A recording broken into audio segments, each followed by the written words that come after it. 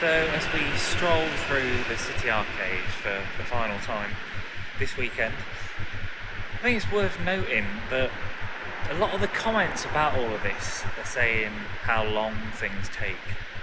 And I agree, things in this country do take a very long time.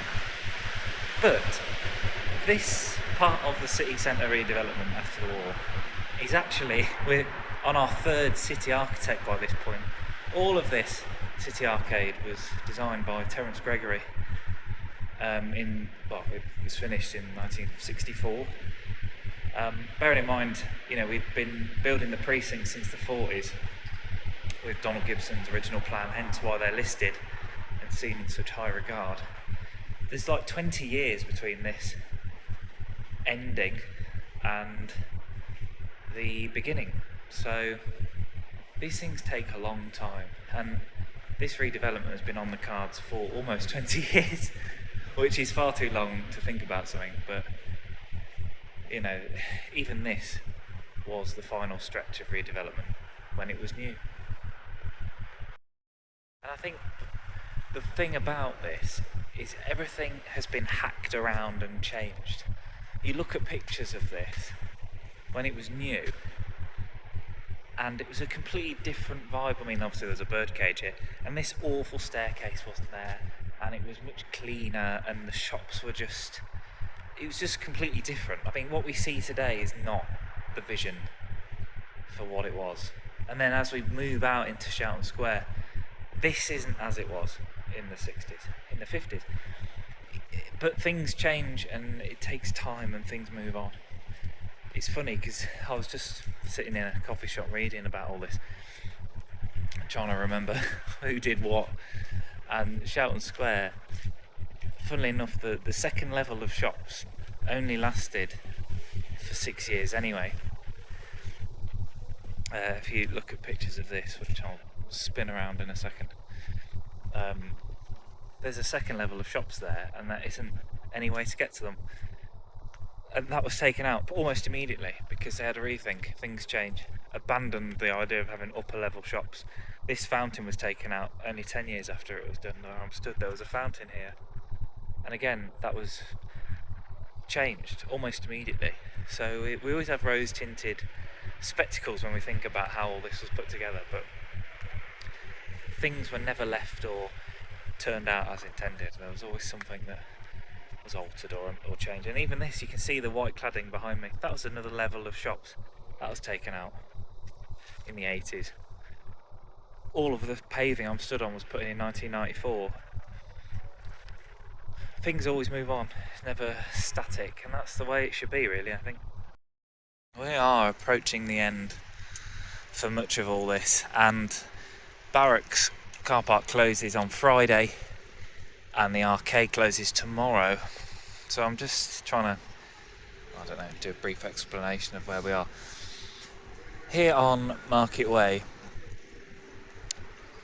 is a perfect demonstration of how long everything took, really.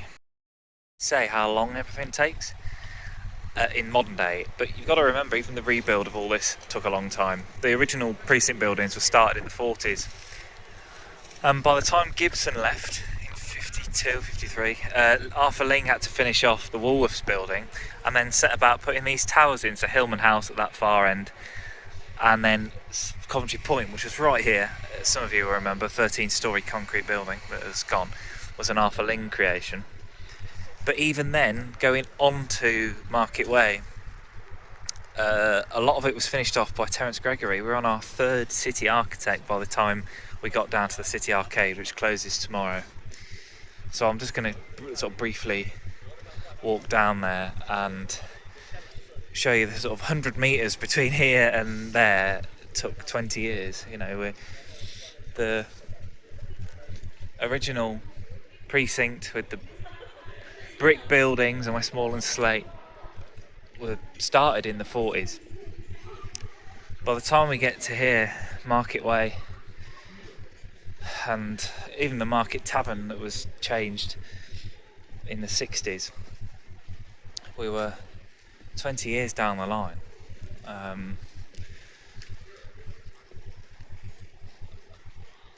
there was obviously a bridge link here that was hacked off much later in the 80s, but everything you see here, including the paving, was done in the 90s. So there's always something that's changed. Nothing has remained static.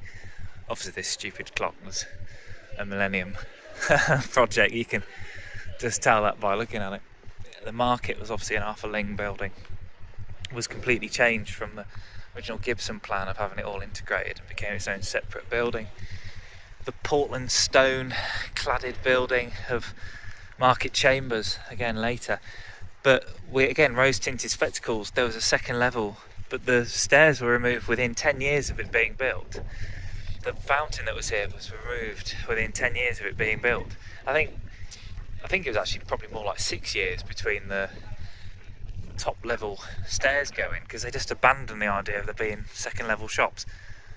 Things change, you know, people who were alive when it was built remember it being a quality area, but it was already seen as needing change within a decade of it going up, and now it's obviously coming down. But I mean, all this was EU Development Fund money, hence all the crazy 90s paving. But lost my train of thought because I couldn't remember who did this. It was Arden and Brooks who did Market Chambers. Silly Billy. But yes, anyway, what I was trying to say is it's 20 years between the precinct and the brick buildings you see and City Arcade, which was done by Terence Gregory and opened and finished in 1964. So the comments of modern day things taking a long time, I appreciate the redevelopment has taken 20 years of planning, but you know, all of this was changed and rejigged as it went along. There was a 45 plan and a 52 plan and a 58 plan. Things don't stay the same. Things were remodeled. You wouldn't have imagined Gibson would have built Coventry Point that was put up in the middle of the precinct. That was just a later thing. Concrete towers, more vertical buildings became the thing, but you know, things always move on, and that's what we're doing now with the closure of this iconic arcade. To be honest, obviously it's seen better days, but there's some really important shops down here. I think, for instance, the bus stop cafe that was there for over 30 years ceased trading in 2022, before all of this. But you know, everyone has a personal connection to a lot of these units.